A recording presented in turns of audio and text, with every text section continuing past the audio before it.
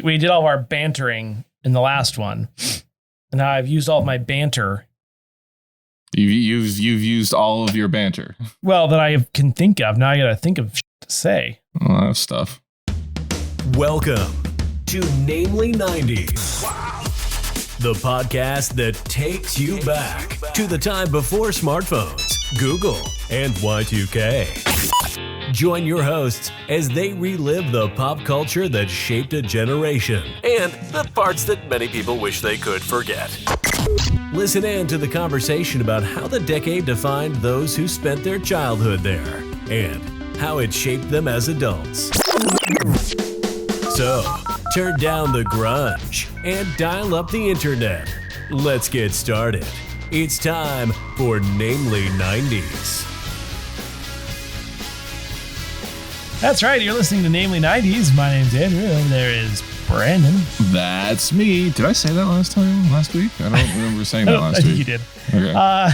You can find us online at namely90s.com or on Twitter and Instagram at namely90s with a 90s. Oh, take a breath. You can also find the show on YouTube every Monday at namely90s.com/YouTube. And finally, if you'd like to support the show, head on over to patreon.com/namely90s with a 90s and sign up to support the show. Yes, support the show. Yeah, I did not take a breath there at the natural breath area. So I became out of breath when I tried to speak. Say breath one more time. I wouldn't know. You don't write down your intro. So why should I write it down? It's the same every time, but that's slightly different. Aha. Keeping it fresh. Fresh and flippy. Fresh. I don't know what that means. Fresh is best. We're a little loopy. We're doing a double recording session this week because I'm going to be out of town when this is dropped. And so... Yeah. Also, I assume we both worked today, and actually Andrew, no, but I didn't get home till about 2:30 this morning. So that clubbing it up at downtown Spokane technically counts as working today. I think I hit my TV with a frisbee at some point because there's a scratch on. Okay, frisbee shaped imprint. Well, I vaguely remember missing because I had a basket in this corner of the house at one point until the base broke. Not my fault. Did you drop the base? I dropped it like it was hot. Yes. No, nothing but the base. What's the? It's all about the base. That one. Thank you. Well, dropping the bass, is like when you drop a bass guitar. No, I'm just kidding. Isn't it dropping the beat? When the beat drops? Sure. Okay. So I've been doing some Instagram housekeeping. Because when I'm on Instagram, I'm just like, okay, I'll follow these people. Wait, you're virtually cleaning people's houses? How does that work? Yeah, okay. That person's vaguely attractive. I'll follow them. This person is posting enough that I would not be bored by my feed. That's the thing. Instagram got me to a point where I'm like, I just want to see new things on my feed. So I would like to just follow enough people that I don't have to care about, like whatever populates the feed. Yeah. As a visual platform, things in the platform need to be something you want to look at. So exactly. Yes. You either have to post really great pictures of scenery or animals or food, or why follow them? Yeah. Well, no, I mean, my point is just a constant posting, which I don't do. I'll freely admit it. I'm not good at posting to Instagram in the last few years, but in a consistent rate, which is why I follow people that actually do and look like they're having fun with their lives, which is the point of Instagram, is it not? But it's the highlight reel of your life. I hit a limit where it's like I couldn't add anyone new. Really? Yeah. And I'm just like, I've added too many people. One, two. Okay, fine. I should actually, because I just I don't care. I'm like, as long as there's something on my feed, I don't care. but I've been taking like an hour or two each day this week to just like unfollow 100 people per day. And they think you're a Russian Trump bot. That's why. Probably like well the ratio is 10-1. So I had 10-1 followers, or I followed 10 times the amount of followers I had, more or less. So I'm just like, okay, I get it. So I started like going through, oh, this person's account's not active for 7 years. I'll get rid of them. Yeah. So that's kind of been what I've been up to this week. Wow. We are party people. Well, you gotta get your social media tidied up, I guess, because gotta get it on point. You know, that's what's important in life. Your social media accounts. Yeah, tighten up your social game, social online. But game. it's actually been nice because like it's really borked my feed being at like the cap, because I haven't seen anything from my friends in like I think they changed the algorithm in the last like month or two. So it's like, now I'm actually seeing things from people that I want to see from again. Well, it's got like photos and videos and reels and real photos and motion pictures and they are trying to adopt the TikTok. Like we thought Vine was dead. Sorry. Going Kesha. We thought Vine was dead, and it's back. Yeah, I love TikTok because that's where I get most of my news and science from. Personally, and conspiracy theories. I like the 5-second recipes that I can totally. I'm trying to say the word replicate, but the only word coming to my mind was reciprocate in my kitchen. Hey, better a 5-second recipe than 5,000 words about the one time you went to Italy and had puttanesca sauce or whatever. Paprika 3. Did I send you that recipe? No. Okay, because that is literally the entry that made me get Paprika 3, and it's like one of the first recipes. You said Tuscany, and I just went to Italy, and then puttanesca was the first sauce that came to mind. It was a Zoodles puttanesca, and they're like with marinara. Yeah, well, with the ricotta cheese. Mamma mia.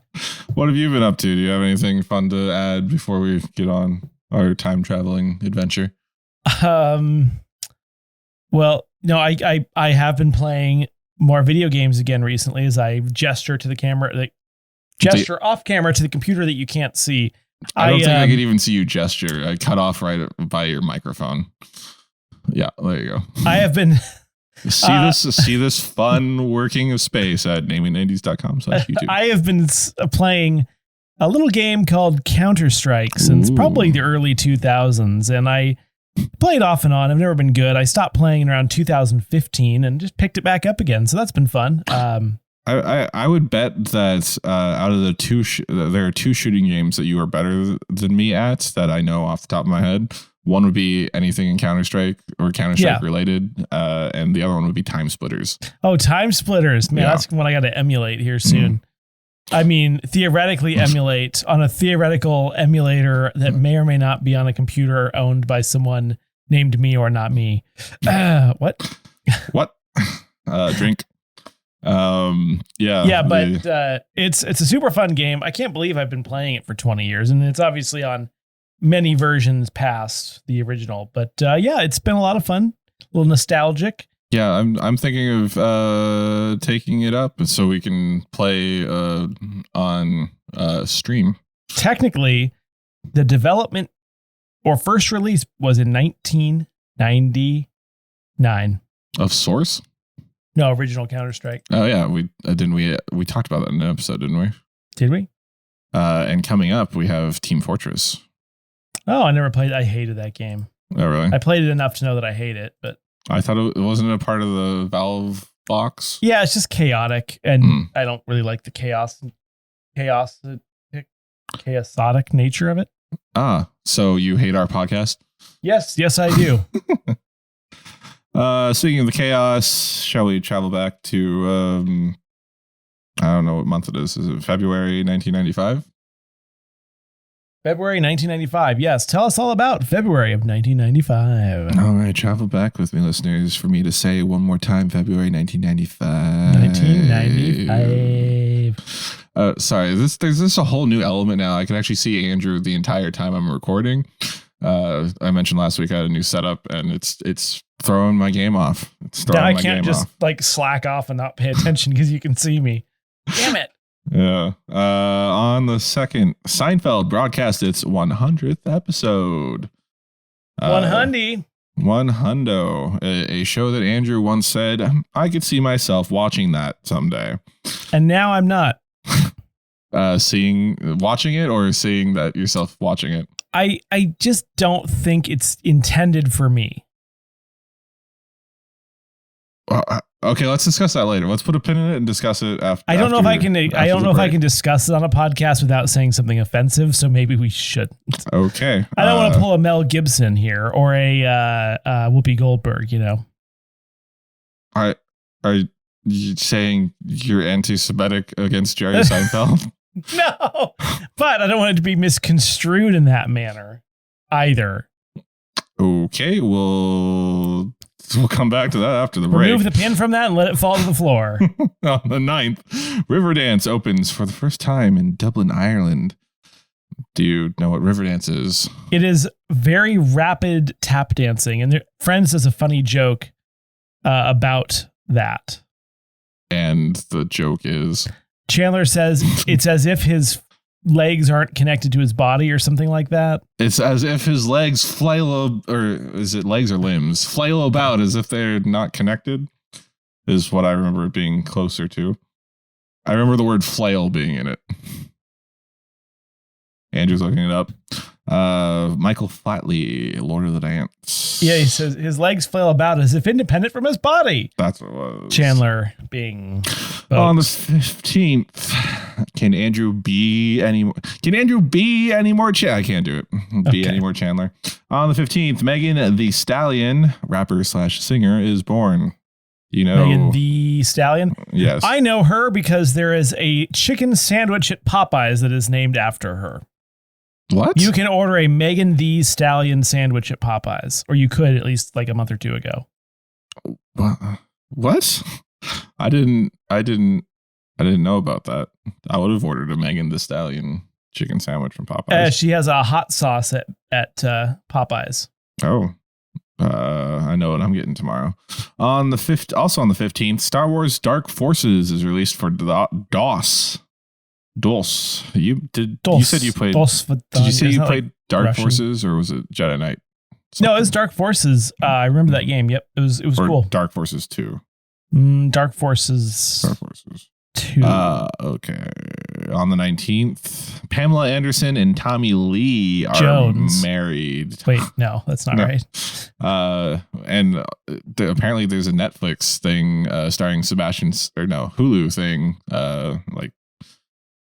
starring Sebastian Stan, and I forget who plays Pamela Anderson. Sebastian. Oh yeah. But they're who is it? Someone I know. Oh, Lily James. Lily James. Seth Rogen is in it without a beard, which is creepy. Nick Offerman. Is that what he shaved his beard for? We showed that picture on the podcast before. This was it. Yeah. Apparently that's out now. Not a sponsor. On the 20th, What a Cartoon, World Premiere Tunes premieres on Cartoon Network, which is noted as being its first short was the pilot for the Powerpuff Girls. I've just said a bunch of gibberish to Andrew. Powder Puff Girls? No, Powerpuff. Sugar, spice, and everything nice. These are the ingredients that... Nope, that's all I remember. On the 20th... Mojo Jojo. On the 22nd, Steve Fawcett completes the first Trans-Pacific air balloon trip. Who was his competitor? James Spigot? Fawcett. Get it? Oh, dear God. That ends Namely 90s. It's been a good run. It's like The Sopranos. It just cuts to black right there. On the 28th, Denver International Airport opens. Have you been to that one? Denver. Did they not have an airport before, or was it like a different, smaller, bad airport? It was probably smaller and not international. Have you been to that one? Denver? Because you've flown a lot in your later years. One time, I believe I flew from Lewiston, Idaho. to Denver, Colorado. That's one of the 4 places that we can fly to from here. Yeah, it's a common connecting place here as well. Good hub. On the 28th, the first edition of the Diary of Bridget Jones column appears in the London publication, The Independent, which is a newspaper. And it eventually becomes the basis for the book that the movie is based on. The funny thing is that in your outline here, it says the dairy of Bridget Jones. It's just like yogurt, cheese, clotted cream. And this is written by Renee Zellweger, right? The column is written by Renee Zellweger. Okay. It's Renee Zellweger's column, yes. Perfect. Yeah. Thank you for clarifying that. It's late at night when I write these things. Word doesn't autocorrect for you. You mean this picnic is ruining these ants? What song plays? We've had this discussion before. Oh, baby. Who is that? Who's that by? I do not know. Right time, the wrong situation. Right, roll me. Roll with me. Song. I believe it's Roll to Me. Roll over to me.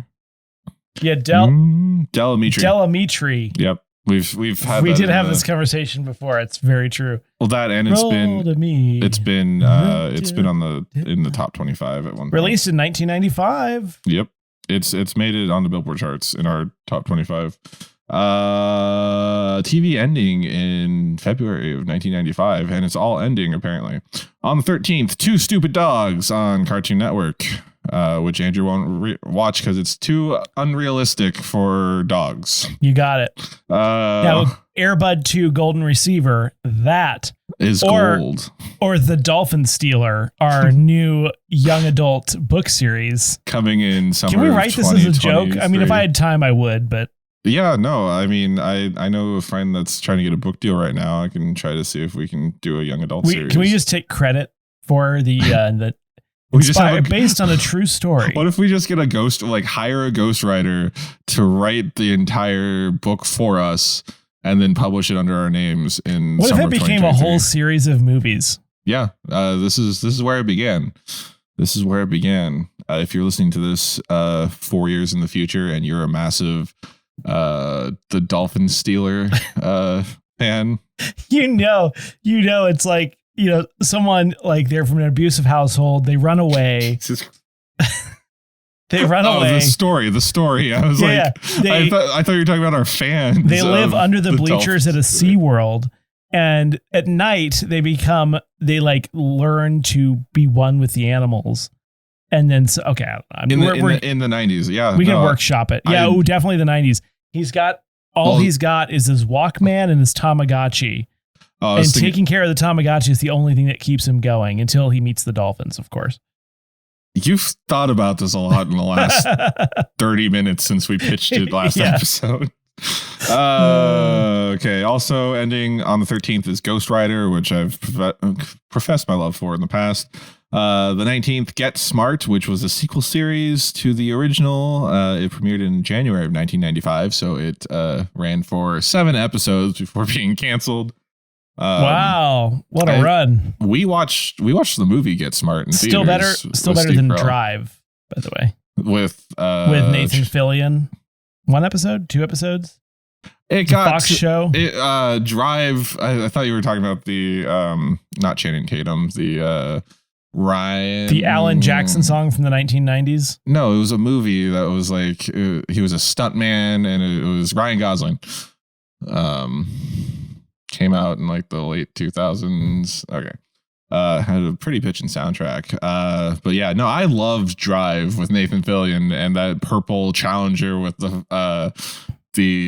hidden compartment for his knife, like giant ass Bowie knife in the left side of the steering console. But the more I think about it, it was a really dumb show, but it was fun. Well, I don't even remember the premise. It was like a cross-country race, but like everyone was convicted felons or something, or they were gonna die, or I don't. Okay, Andrew doesn't remember either. How did that make it past I don't even know how that made it past the execs. Firefly. The unjust cancellation of Firefly made Drive happen. So same with 2 seasons of Dollhouse from Joss Whedon. On the 25th, Free Willy, the animated series, ends after its a short half-year run. Is Free Willy somehow... Is the Dolphin Stealer somehow related to Free Willy? I don't think we could legally say that, no. Okay. If we're actually making this fake book into Free reality, Billy? and we could say they loved watching Free Willy, but they can't exist. Bill in the is same short universe. for William. I'm aware. Bill Willie? Wait, what? I don't know. In the box office on the 3rd, The Jerky Boys, the movie. On the 10th, Billy Madison. On the 17th, we have the Brady Bunch movie and Heavyweights, the Fat Camp movie. Oh my God. And in the Billboard charts, for a number 1 for February 1995, and from January, we have Creep by TLC for the first 3 weeks, and for the last week and out into March and April is Take a Bow by Madonna. And for the 4th week, Dairy of Bridget Jones is just catching up to me. For the 4th week, continuing on into the 4th week of February 1995, on the Billboard charts at number 3, we have On Bended Knee by Boyz II Men. Number 4, Another Night by Real McCoy. Do you remember this one? No. Another night, another dream, but always you. Oh, yeah. Haven't gotten to do that in a while, so I was looking forward to that. Number 5, Baby by Brandy. Number 7, You Gotta Be by Desiree. At number 10, we have Hold My Hand by Hootie and the Blowfish. Number 12, we have Strong Enough by Sheryl Crow. Number 13 is Big Papa by the Notorious B.I.G. Rip to the Max. Rip to the max. Number 14, You Don't Know How It Feels by Tom Petty. Number 16 is The Rhythm of the Night by Corona. I assume you know that one. As in virus? Number 17, I'm the Only One, but is that me not being a good scene partner? Just shutting you down. Number 17, I'm the Only One by Melissa Etheridge. Number 19, I Know by Dion Ferris. Do you know that one? No. I don't. I have some lyrics, but I don't remember what it is. I know what you're doing. Yeah. Oh, I don't know. I know what you're doing. Yeah. Nope, that's the wrong song. Okay. It's not going to work this time. Wow. I know how what can I not I got remember it. I know what you're doing. Yeah. Oh, yeah.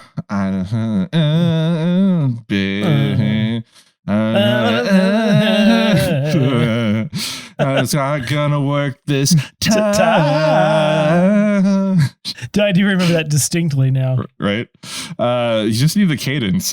Number 24 for the 4th week in 1995, February, is Here Comes the Hot Stepper by Inni Kamoze. Inni Kamoze, who the hell is that? Well, he's the guy that does the Here Comes the Hot Stepper. You know, remember? Shoot, you got to listen to some I just 90s. lost my record. No, my recording's fine. I lost my outline. Okay, good. While you find your outline, we're going to toss it over to this week's Namely 90s Minute.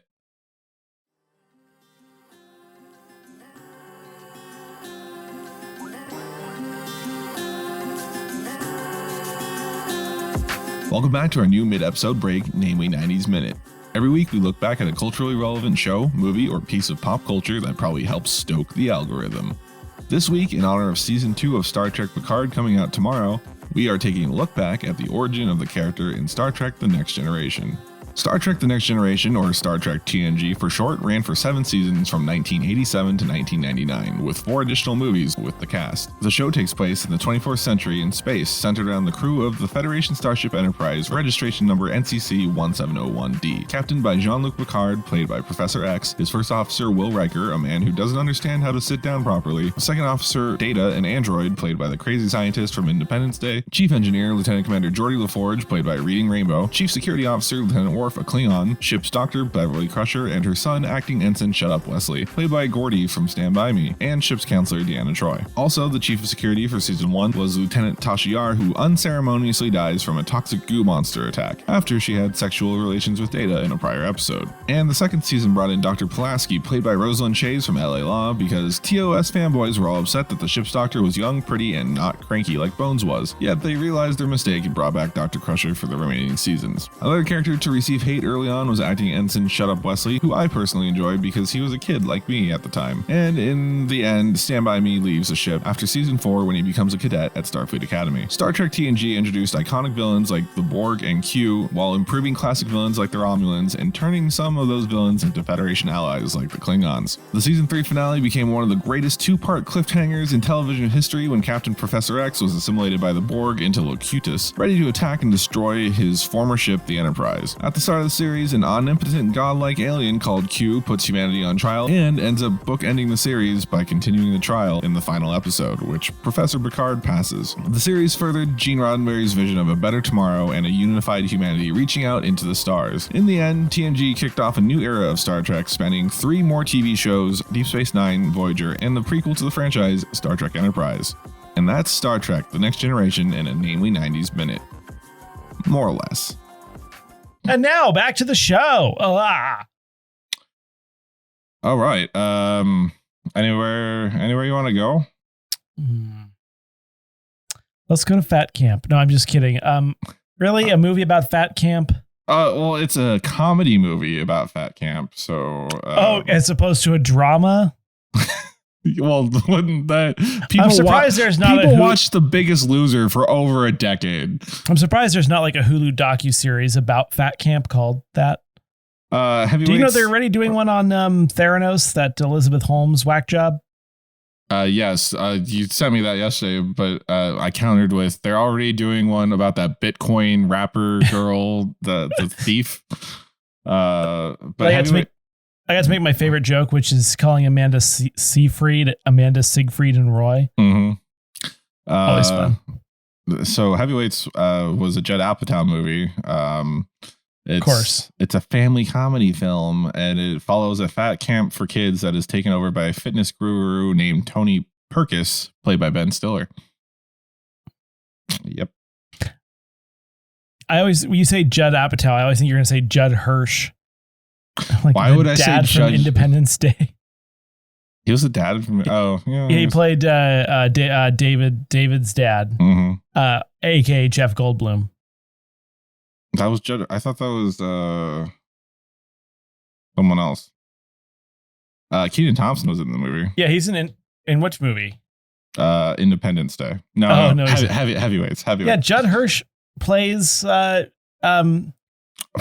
keep wanting to say David Duchovny because I'm watching the X-Files. And his David Levinson. David Levinson is played by Jeff Goldblum. Thank you. I cannot remember his name. I couldn't remember his. Did you know Jeff Goldblum was in Law and Order: Criminal Intent for a few seasons as a detective? He was like the headline of the show. He was toward the end. He was. Yeah. They added him later to try to add life to it. He was pretty good. And then didn't they end with him? They switched off every episode, like every other episode.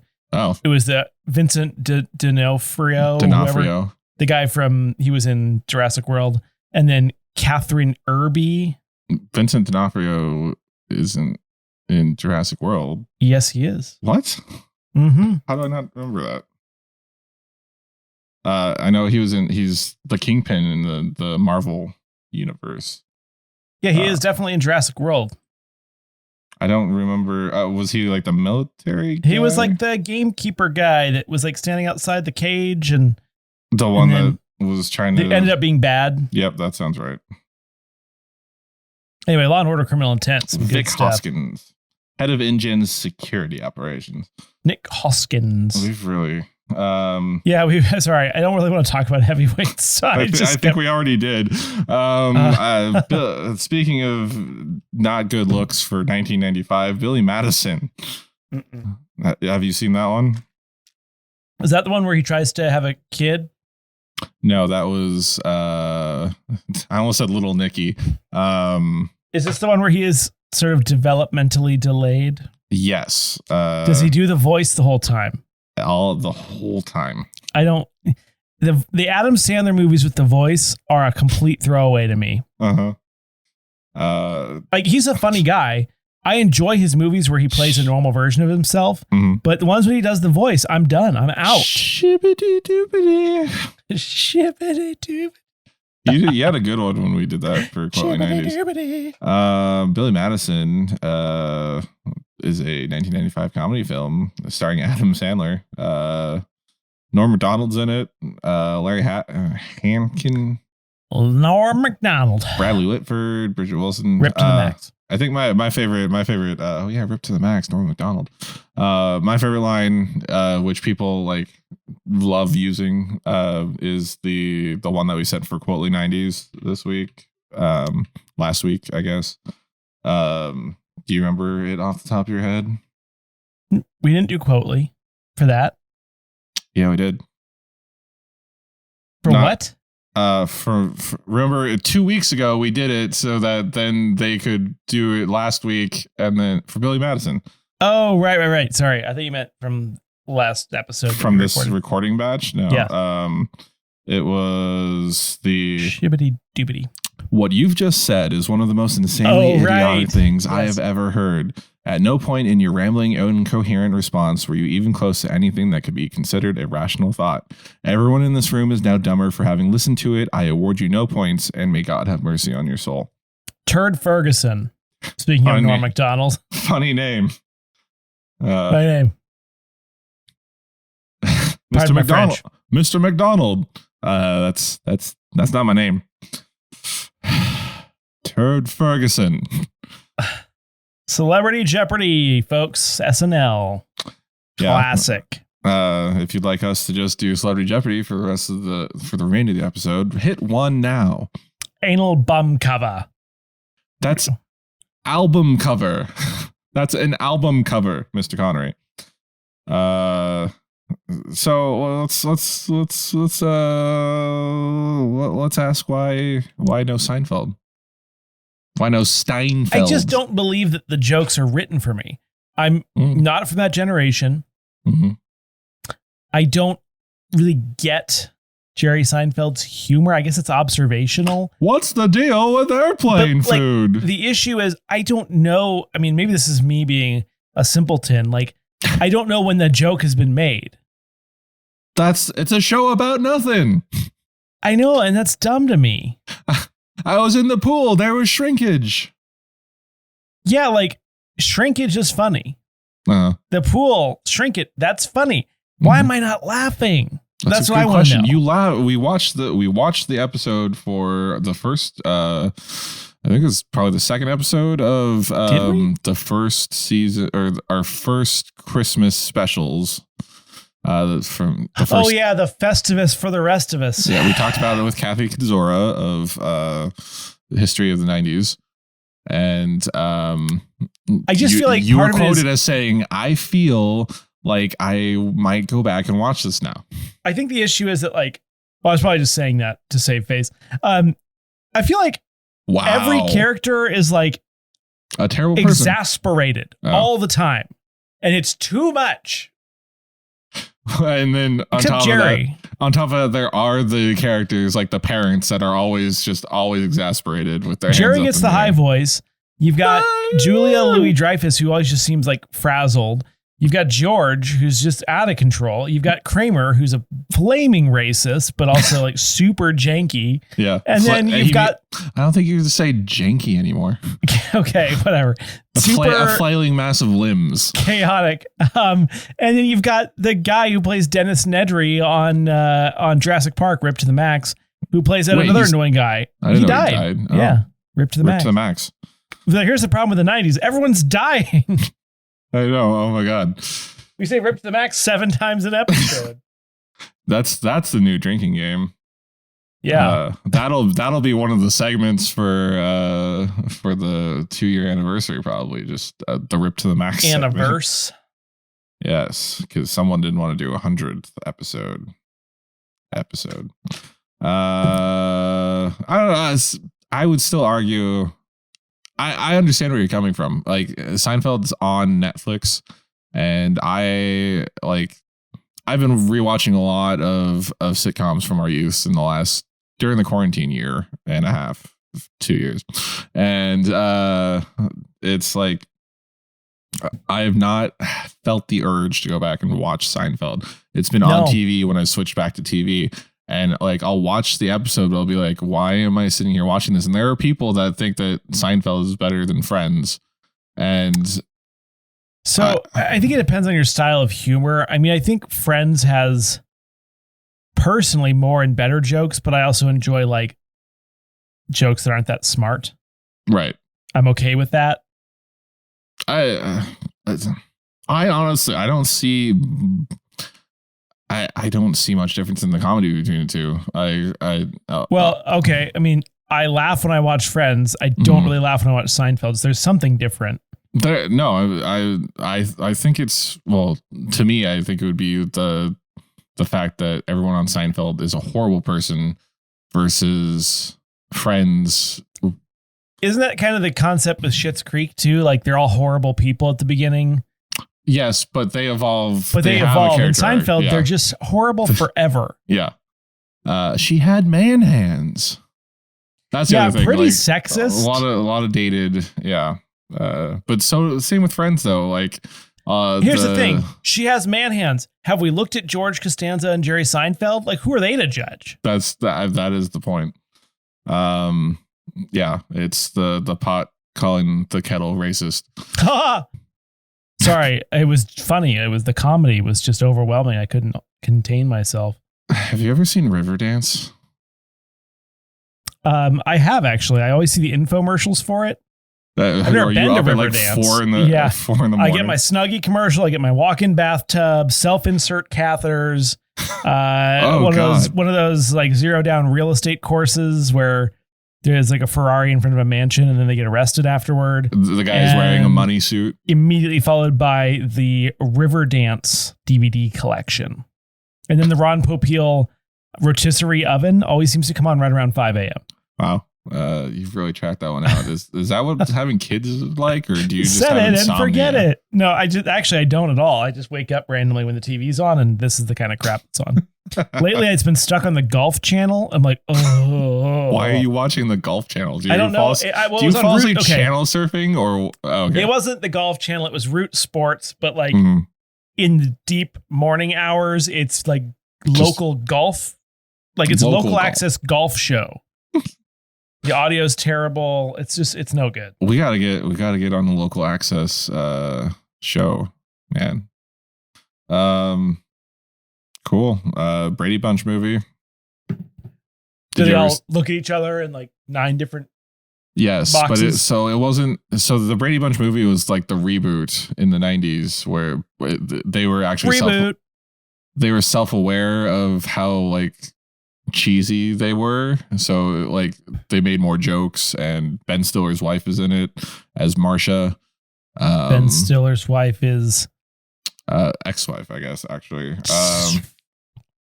Ben Stiller's ex-wife, you'd recognize her. It's she plays his love interest in like everything that he's in. Christine Taylor. Okay, sure. You've most likely seen her in things. Take your word for it. I would bet you Elizabeth Taylor? Christine Taylor. Okay. Well, you know, Taylor, Jerry Stiller was the dad, and it was George's dad in Seinfeld. Ben Stiller's dad was George Costanza's dad in Seinfeld. Taylor is that his name? Jonathan Taylor Thomas? Jonathan Taylor Thomas. I was trying to make a connection there. Thomas the Tank Engine? Are you just trying to connect it to anyone with name? Dave Thomas? Okay. Dave Chappelle? I thought you would go Wendy's from there. Someone said, "Where's the beef today?" And I was like, I understood that reference. Why don't you ask? Oh, never mind. Anything else for this month? No. I mean, I think we had fun. Here. Here comes the hot stepper. Here comes I know what you do. Yeah, that is that song. Okay. Yeah. We're so gonna get copyright striked on Yeah, that one. right. My ass. That's it for this week's edition of Namely 90s. Remember, you can find new episodes out every Monday. Check out the episode description for this week's supplemental Spotify playlist curated by yours truly, featuring the song I Know What You're Doing. Yeah. Find us on Twitter and Instagram at Namely90s with 90s, or find our personal accounts at bschwitty and at Namely Andrew, and tell us what you want us to talk about on future episodes. If you'd like to support the show, please check out our Patreon at patreon.com/Namely90s, also with the 90s. Finally, you can contact us through our website, Namely90s.com. Please subscribe to us on Apple Podcasts, Stitcher, Google Podcasts, Spotify, YouTube. Here comes the fat... Here comes the fat stepper. I have Fat Camp written in. But Here comes the fat stepper. Deezer, TuneIn, iHeart, Good Pods, and wherever you get your podcasts from. I'm Brandon. That's Andrew. And we'll catch you that time.